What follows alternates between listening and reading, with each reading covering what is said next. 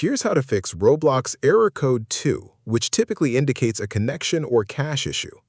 Open Chrome, click the three dots and go to Settings, then Privacy and Security, then Third-Party Cookies, then See All Site Data and Permissions.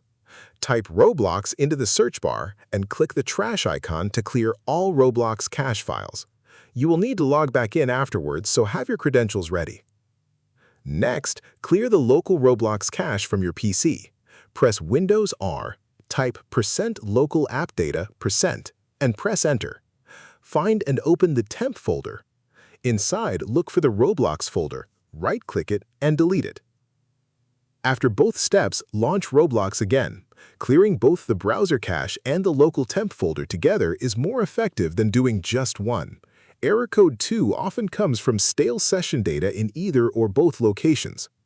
If the error continues after this, check the Roblox status page at status.roblox.com to confirm there is no active outage on their end. If this helped you out, hit that subscribe button for more straight-to-the-point tutorials on step-by-click.